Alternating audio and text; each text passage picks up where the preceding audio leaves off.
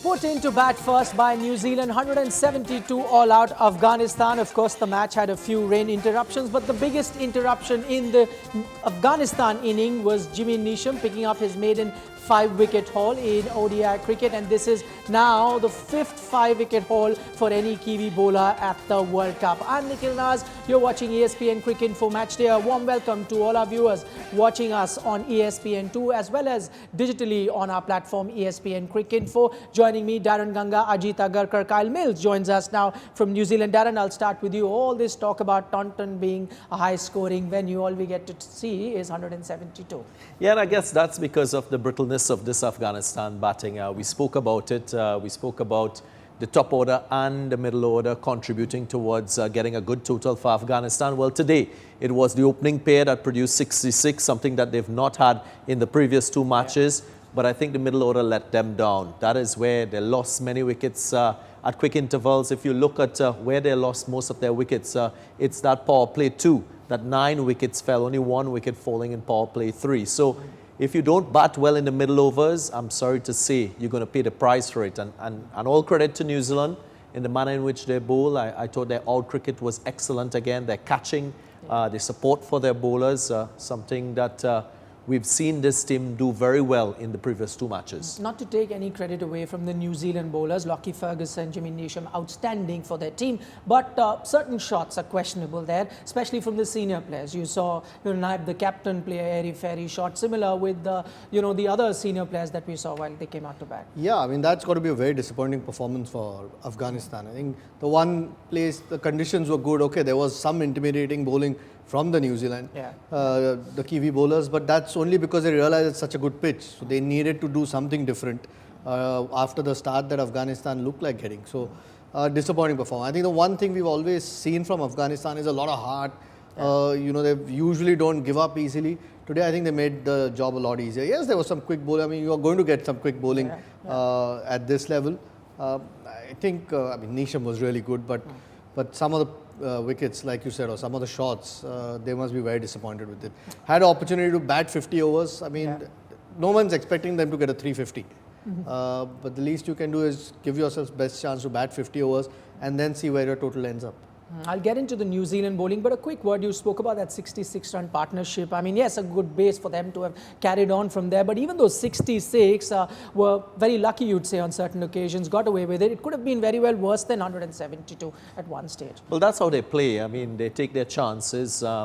They're not accustomed to batting 50 overs all the time. Majority of their teams they would have played against would have been, less stronger teams, you would say, in international cricket. And many times you get away with it, but when you come up against the better teams in world cricket, the one opportunity you give the opposition, they're going to take it. And that is exactly what happened. I think Nur Ali Zadran, who came in at the top of the innings to replace Mohammad Shahzad, he could kind of give himself a pat on the back because they've kind of solved one of their issues in their batting. And I'm sorry to say, if they don't get their batting right, all the teams will be counting 2 points against Afghanistan. It's all the more surprising because you've seen the approach. I mean, these are different conditions. There is going to be slightly more challenging stuff that's thrown at you or to score. So to play those sorts of cricket, I mean, I know they play that way, but the only chance they have is if they bat 50 overs and put up some sort of total. I think it's a pretty disappointing performance. So therein lies the problem, Darren, that maybe they're looking at 350. You're better off probably looking at a 280 and then take it from there? Well, what we've seen from many teams, you're seeing different styles and approaches towards batting in 50 over cricket. You think a guy like Shah is one of the guys that you would expect to bat through the innings and all the others bat around him. He didn't score runs today. He is like the glue in this batting lineup. The captain as well. Usually he holds the middle to lower order together. He didn't get off too as well. So those are things that they need to focus on more. certain players taking responsibility to play that long innings. I didn't think you saw that in the approach. They were a little bit, I would say, carefree in their stroke play. And you can't be doing that in international cricket because more often than not, you wouldn't succeed. Okay, let's bring Kyle in now into the show. And Kyle, what do we know about cricket? Here we were before the match started talking about how about taking Jimmy Neesham out, probably bringing a spinner. And there you see him picking his maiden 5-wicket haul. Yeah, look, he bowled well, didn't he? Yeah. Pretty explosive start by Afghanistan. And we touched on before the show that they've come a long way in a short period of time. But I think what we witnessed today, that they've still got a long way to go as well. To learn batsmanship, to bat time, to identify a score, you just touched on it before. Maybe 260 could be enough, especially when the New Zealand team struggles against spin sometimes, as we saw against Bangladesh. But look, Jimmy Neesham bowled exceptionally well. He bowled with good pace, really consistent good pace. He bowled in good areas. Lockie Ferguson was outstanding again, I thought. And from a New Zealand perspective, what is pleasing, I guess in years gone by, in the pace bowling department, it's always been Bolt and Southey leading the charge, and also Henry chipping in. But here we've got two new guys, Jimmy Neesham and Lockie Ferguson, picking up the majority of the wickets in this innings. Right, we're talking about Jimmy Neesham now becoming the 5th Kiwi bowler to pick a 5-wicket haul at the World Cup. He was outstanding today, targeting that Afghanistan middle order after they had a good start. And these are 5 wickets haul for New Zealand in Cricket World Cup. As I said, you've got the likes of Richard Hadley, Shane Bond there, Tim Southey, Trent Bolt has done it, and now Jimmy Neesham joins that list. First one. This World Cup for New Zealand 2019. There he's got those 5 for 31 versus Afghanistan. Ajit, I'll come to you. What is it that really made him successful today? Because he's not quick. He's not, a 140 plus bowler. He bowls around 125, sometime 130. Also, they want swinging conditions. What is it that made him really successful? I think the opposition obviously helped, but he was consistent with his style of bowling. I think you saw a couple of wickets where there was a little bit of extra bounce that he got every now and then. And more often than not, if you hit the seam, you will get some sort of assistance if the ball's new. I think there wasn't much on offer on that pitch, but consistency paid off. I mean, you can see some of the shots there, flicks which have gone, but some wide deliveries. But that's a culmination of you. Otherwise, if you're consistent through your spell, sometimes you don't get the wickets of your best balls. You end up, there's pressure from the other end as well. I mean, Lockie Ferguson was exceptional yet again. That helps as well. Some days the wickets end up in a column, but you've got to be good enough to be there at that point. I just want to add to that. I think you're seeing a pattern here with Kane Williamson in terms of how he uses his bowlers. You talk about it, I think it highlights the point that you've got to have bowlers bowling in partnership with each other, and there is a certain chemistry between Matt Henry and Trent Bolt when they bowl. Likewise, the likes of Ferguson and Neesham and Granholm, they bowl well in tandem with each other. So pressure from the other end always helps. It's not necessarily the person that bowls the best spell will necessarily get the most wickets. But I think to some extent as well, Neesham is a beneficiary of the good work from his colleagues in that bowling lineup. I'm sure it helps facing somebody who's in the 130s. When there's a guy and some couple of guys. I mean, when there's Ferguson coming and high mid 140s or mid 140s, you suddenly your eyes light up and you try and take on the slightly slow bowler. But good. I mean, it's just overall really good performance again from New Zealand. Right, Kyle, I'm just taking on from the point that Darren makes about, the other bowlers chipping in. Just looking at the figures of Trent Bolt, yes, he's got no wicket to show there, but 10 overs for just 34. The kind of pressure that he was putting at one end clearly helped the others.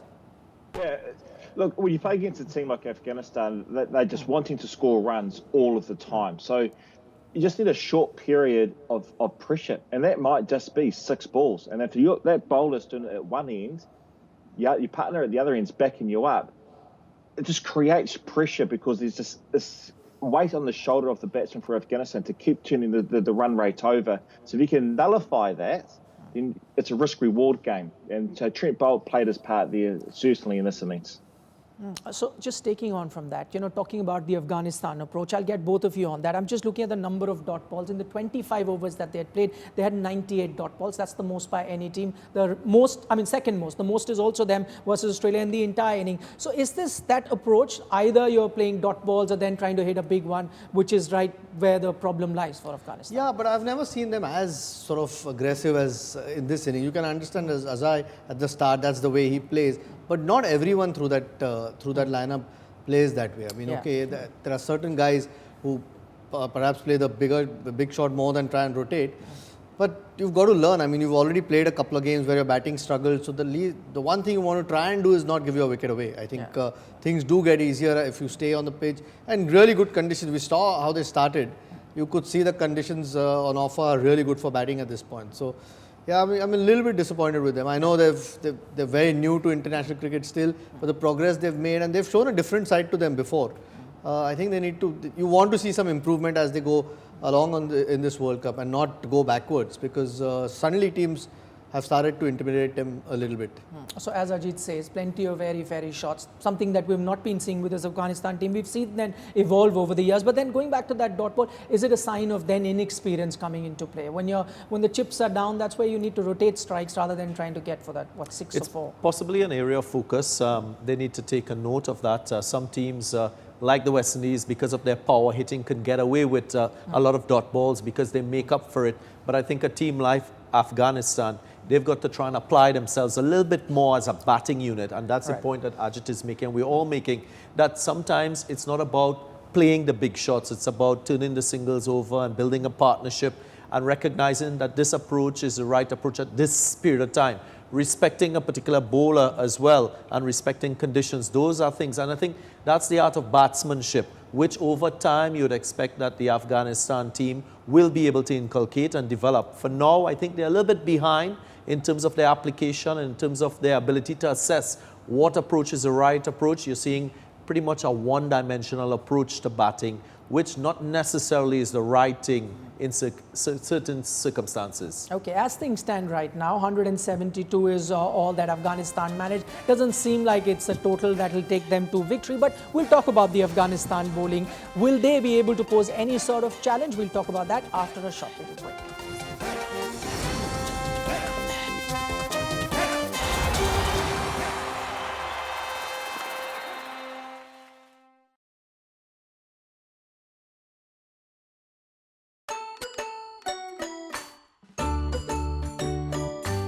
Next time someone mentions the first Cricket World Cup of 1975, you can score bragging rights by saying that the first one was held in 1973. And that's the Women's World Cup, of course. In the so-called gentleman's game, the ladies were ahead when it came to playing in a global limited overs tournament.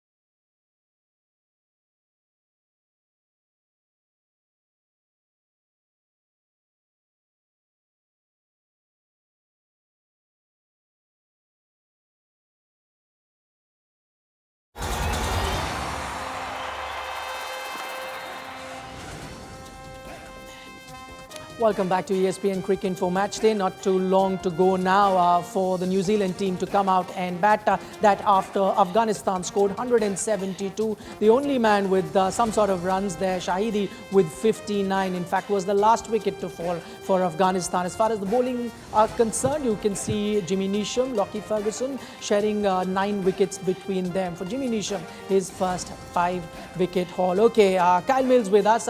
Kyle, we were talking about, and the discussion was around how the Afghanistan batsmen, most of them actually giving their wickets away. But I'll talk about some good deliveries. Najibullah Zadran, their mainstay for Afghanistan. What a peach of a delivery there by Neesham. And if you needed to get the man in form out, you had to bowl something like that. Yeah, well, absolutely. Shahidi, we've been slightly critical of the Afghanistan batting lineup, and rightly so, but I thought Shahidi showed a lot of patience through that innings as well. They had no one batting around him. But with Neesham, it was just banging hard into a length. He's not super quick, you mentioned that before, but he bowls that heavy ball, and that can keep the batsman on the back foot. And then with the aggressive nature of the Afghanistan batsman, wickets just fell. Okay, now with Afghanistan coming out to bat, Darren, we'll talk about that dismissal of Rashid Khan. One, about the way he got out, clearly not equipped to be facing such quick deliveries. The other, we don't know whether he'll come out to bowl or not after the hit to his head. It was surprising because he's played a lot of cricket against international cricketers, not necessarily for Afghanistan, but he's played a lot of third-party T20 competitions across the globe. So you'd think that he will be accustomed to facing a bit of aggressive stuff. Sometimes it happens to you as a batsman. You misjudge the length of a ball and you end up ducking and taking your eyes off the ball. And I think that is what happened there with Rashid Khan. He misread the length of the ball. He took his eyes off for it. And unfortunate for him, it ricocheted off the helmet onto the stumps. A sort of soft dismissal, weird dismissal, you would say. But at that time, I think the majority of that Afghanistan batting was already broken. And he will probably have to learn from that, because a lot of teams will be, as we said before, for the subcontinental teams, they'll be using that short ball to good effect to get wickets and to contain teams like Afghanistan, Sri Lanka and the likes. Fancies himself as an opening batsman, not with that technique.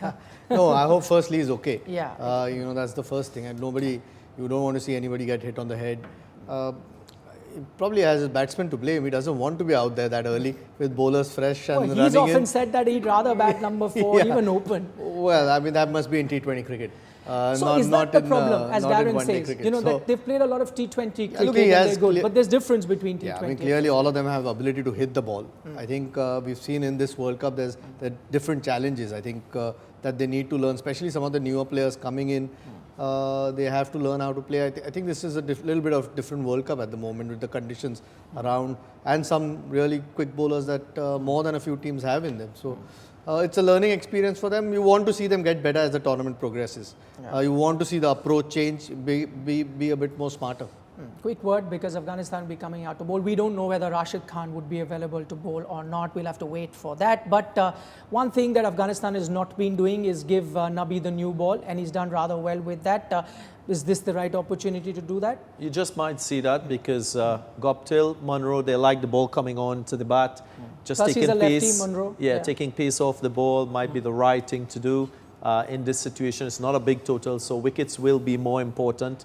I think you will see aggression from New Zealand in their approach. That's their style, and they will try to improve their net run rate by getting these runs maybe in 30 overs or so, maximum 35. Quick word, yeah? 35 Yeah, overs, I mean, you're not expecting a miracle? No, I can't. You've got runs on the board, so New Zealand have got to go and score, but I can't imagine an upset here. Okay, we've seen one upset already at the French Open. Dominic Thiem beating Novak Djokovic. But as things stand right now, as our experts have said, doesn't seem like that there'll be an upset here. New Zealand favoured then to chase that 172 rather easily. That's all that we have for you. We'll see you at the end of the game.